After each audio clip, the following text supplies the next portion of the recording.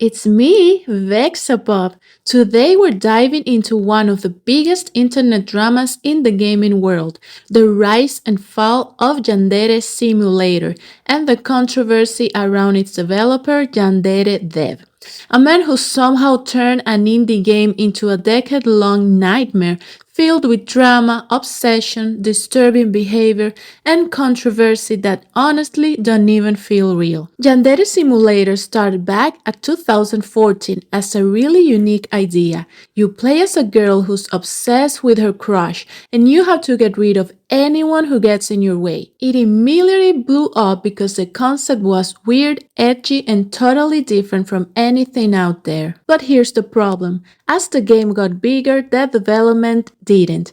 Years started passing and the game never got close to being finished. The guy behind Yandere Simulator has been developing the same game for over 10 years, and most of the community agrees it still looks and runs like something from 2014. But that's not even the creepy part. The creepy part is everything else. Over the years, people have posted screenshots, tweets, Discord logs, and voice recordings that paint a very unsettling picture of this developer.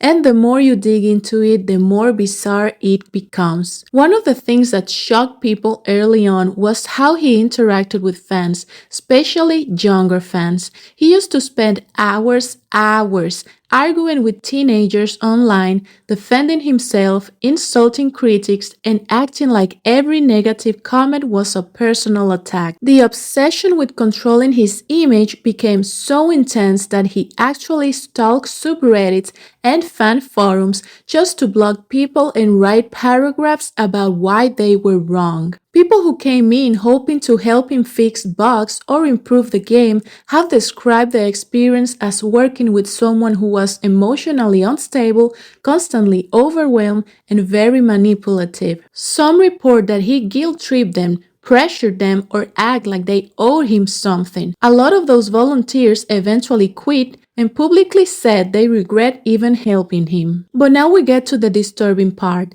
the part that destroyed his reputation almost overnight. When serious allegations about Yandere Dev himself came out, screenshots and recordings started circulating, showing him having inappropriate conversations with someone who was 16 years old, a minor.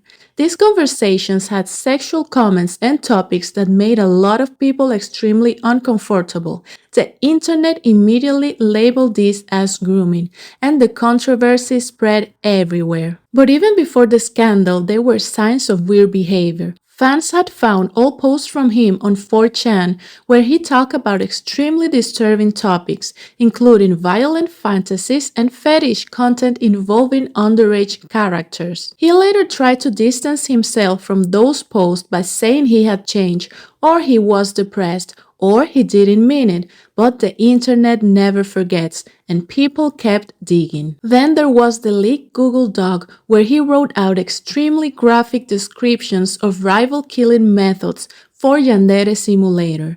Normally, that wouldn't be shocking for a horror-ish game, but the way he wrote them in a very detailed, almost excited tone freaked a lot of people out. Fans started saying it felt less like game design and more like reading the private fantasies of someone who shouldn't have them. All this information becoming public caused huge fallout around the project. Voice actors left, artists left, collaborators and fans who had supported the game for years say they didn't want to be associated with the developer anymore.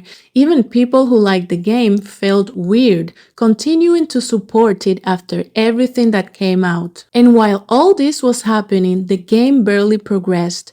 Years passed, update slowed, reviews took forever to release, the code was a mess, animations were broken. But instead of fixing the game, he spent his time online arguing, blocking, replying to drama, and googling himself obsessively. And maybe the creepiest part of all this is how normal Yandere Dev makes himself look. In his videos, he speaks softly, almost awkwardly, like he is harmless, but then you see the leaked messages, the old forum posts, the voice recordings, the way he spoke to minors, the obsessive reactions, the rage at critics, and it doesn't match. It's almost like two different people. So when people say this developer is creepy, they're not just talking about a bad game developer. They're talking about a man whose behavior has made a huge portion of the internet deeply uncomfortable. Now the game is in a strange place. It still had fans, but nowhere near the level it once had. Many people believe the game will never truly be completed, and others think the reputation is so damaged that even if it was finished, nobody will want to touch it. The decade of failure is one thing, the creepy online behavior is another, but the disturbing interactions with underage fans, that's what turned this whole story from drama into something much darker. And honestly, the scariest part is that he still has fans who defend him even after everything. If the game ever releases, and at this point that is a big if, it will always carry the shadow of its developer. The story behind the game is now more infamous than the game itself. If you enjoyed this video, feel free to like, subscribe, and share your thoughts in the comments. Thank you for watching, and I'll see you in the next one. VexaPop out!